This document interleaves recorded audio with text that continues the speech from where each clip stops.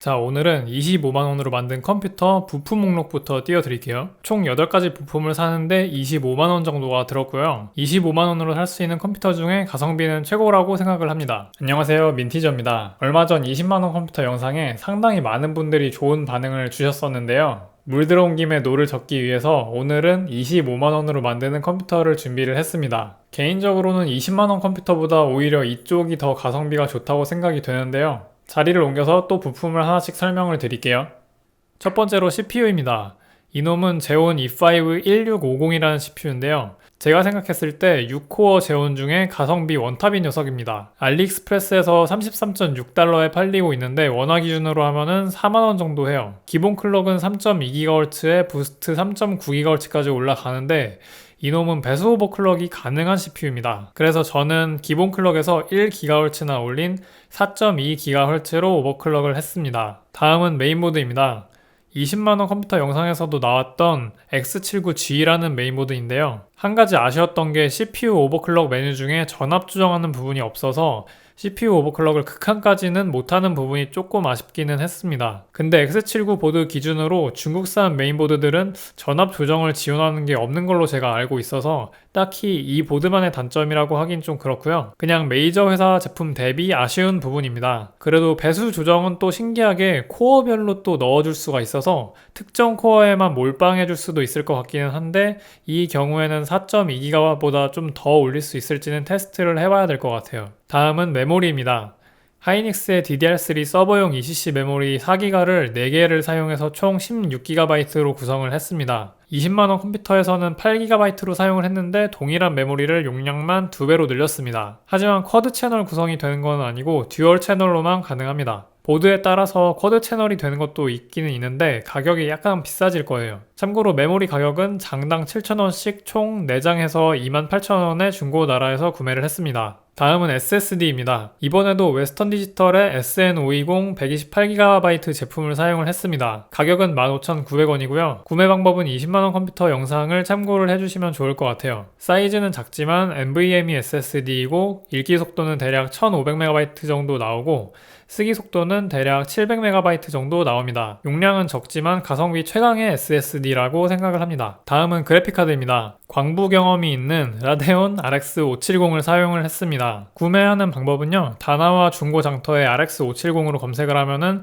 용산 업체들이 올려둔 게 있는데 저는 75,000원짜리 사파이어 2펜 제품을 샀습니다. 원펜 7만원짜리도 있는데 온도 측면에서 투펜이 유리해서 저는 이쪽으로 구매를 했고요. 라데온 그래픽카드 드라이버 유틸인 아드레날린에서 자동 오버클럭 기능을 사용을 해서 1350MHz로 올렸습니다. 아마 원펜으로 샀으면은 오버시의 발열 감당이 잘 안 됐을 거예요. 다음은 CPU 쿨러입니다. 알리익스프레스에서 제온 CPU를 구매를 하면요, CPU만 오기 때문에 쿨러를 따로 구매를 해야 됩니다. 저는 건평정보통신 아이플렉스 타이푼이라는 제품을 사용을 했는데 이 쿨러가 장착 방식에 따라서 V가 안 붙은 것도 있고 V2가 붙은 것도 있어요. 제가 사용한 건 나사 고정 방식인 V2 제품이고요. 원래는 나눠져 있는 것 없이 나사 고정형만 출시가 돼 있었는데 어느 순간 V2로 나눠져 있고 나사 고정형이 1,000원 더 비싸게 되어 있더라고요. 그래도 뭐 가성비 측면에서 아직 탑이라고 생각을 하고 있습니다. 이번에는 CPU를 많이 오버클럭을 했기 때문에 쿨러 성능이 좀 받쳐줘야 돼서 보강을 좀 했습니다. 그리고 RGB 펜을 사용을 하기 때문에 보기에도 되게 반짝반짝거리고 예쁩니다. 다음은 파워 서플라이입니다. 다나와 중고장터에서 구입을 했고요. 구매 방법은 지난 20만원 영상 참고해주시면 자세하게 나와 있습니다. 참고로 구입하면은 브랜드는 랜덤으로 와요. 전격 500W는 6,000원에 구입을 할 수 있습니다. 마지막으로는 케이스인데요. 케이스는 이번에도 쿨맥스 가성비 넘버2 제품을 사용을 했습니다. 아무래도 완전 초저가 컴퓨터다 보니까 케이스 같은 부품에는 조금 돈을 사용할 수가 없어서 제일 싼 걸로 사용을 하긴 했는데 다 조립을 하고 나서 보니까 이 CPU 쿨러 높이가 높아서 옆판을 닫을 수가 없더라고요. 뭐 쿨링 측면에서는 안 덮고 쓰는 게 오히려 낫기는 한데 그래도 안 닫히는 게 거슬리면은 비슷한 가격대에 너비가 조금 더 두꺼운 다른 케이스를 쓰는 게 좋을 것 같아요. 그리고 이번에도 재빠르게 조립을 완료를 했는데요. 요번에는 선 정리도 좀 해봤어요.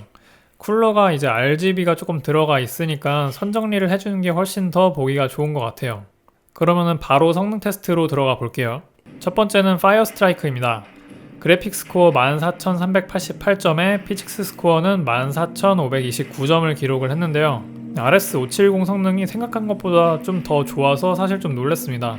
요거는 그래픽 메모리가 4GB짜리인 제품인데도 성능이 꽤 좋더라고요. 다음은 타임스파이입니다. 그래픽 스코어는 4128점에 CPU 스코어는 5172점을 기록을 했습니다. 참고로 20만원으로 만들었던 컴퓨터는 그래픽 스코어는 2714점에 그리고 CPU 스코어는 3634점이었습니다. 다음은 시네벤치 릴리즈 20입니다.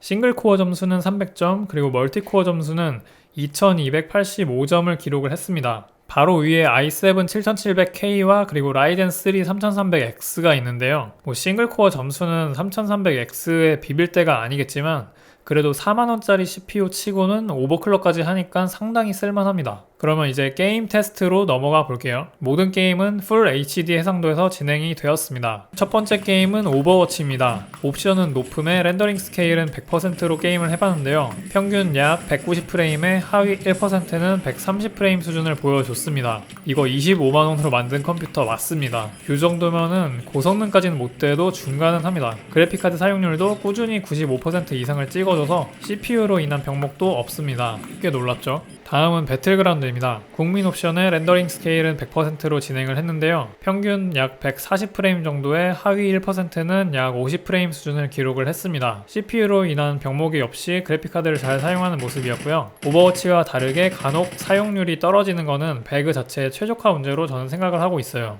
다음은 GTA5입니다. 최고 옵션으로 진행을 했을 때는 평균 약 42프레임에 하위 1%는 27프레임 수준을 기록을 했고요.